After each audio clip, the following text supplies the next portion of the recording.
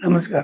M Karibasayya. 3 ತಿಂಗಳಿಂದ ಗೊತ್ತಾಯ್ತು. ಅವತ್ತು ಯಾವ್ದೋ ಕಾರ್ಯಕ್ರಮ ಇದ್ರು, ಹೋಗಿದ್ದರೆ ಅಲ್ಲಿಂದ ಅಂಗಡಿಗೆ ಹೋಗೋಣ ಅಂತ ಹೇಳಿ ಸ್ಕೂಟಿ ತಗೊಂಡ್ ಹೋಗ್ತಾ ಇದ್ದೆ. ಅಲ್ಲೊಂದು ಗುಂಡಿತ್ತು. ಆ ಗುಂಡಿನ ಹಿಡಿದು ಹತ್ಸಕ್ ಜಾರಿ ಉಳ್ಕೊಂಬಿಟ್ಟೆ. ಅವಾಗ ಇದಾಯ್ತು ಅಂತ ಹೇಳಿ ನಮ್ ಹುಡುಗ ಆಸ್ಪತ್ರೆ ಕರ್ಕೊಂಡ್ ಹೋದ್ರು. ಅವರು ನೋಡಿ ಗುಳ್ಳೆ ಐತಿ ಅಂತ.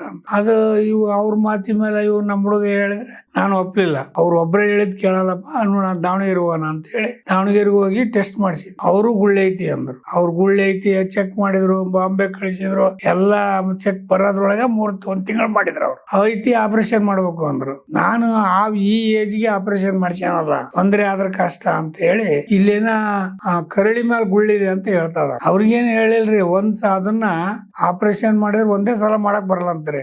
ಮ್ಯಾಗಳಿಂದ ಒಂದ್ಸಲ ರಕ್ತ ಹೋಗೋದ್ ಬಂದ್ ಮಾಡ್ತೇವೆ ಮಾಡಿ, ಮತ್ತೊಂದ್ಸಲ ಮಾಡಿ ಕೆಳಗಳಿಂದ ಹೋಗೋ ರಕ್ತ ಬಂದ್ ಮಾಡ್ತೇವೆ, 3ನೇ ಸಲ ಅದು ಒಣಗ್ಯಾದ್ಮೇಲೆ ತೆಗಿತೇವೆ ಅಂತ ಹೇಳಿದ್ರು. ಆಮೇಲೆ ಏಜ್ ಜಾಸ್ತಿ ಇರೋದ್ರಿಂದ ಟೈಮ್ ಇಲ್ಲ ಅಂತ ಹೇಳಿದ್ರು. ಅವಾಗ ಮತ್ತೆ ಒಳಗ್ ಹೋದ್ಮೇಲೆ ಏನೋ ಎಂತ ಕೊಯ್ದ ಮೇಲೆ ತೊಂದರೆ ಆಗಿ ಸಾಯೋದ್ಕಿಂತ ಬೇಡಪ್ಪ ಅಂತ ಹೇಳಿ ನಾನು ಬಿಡಿದ್ರು. ಆನ್ಲೈನ್ ನೋಡ್ತಾ ಇದ್ವಿ.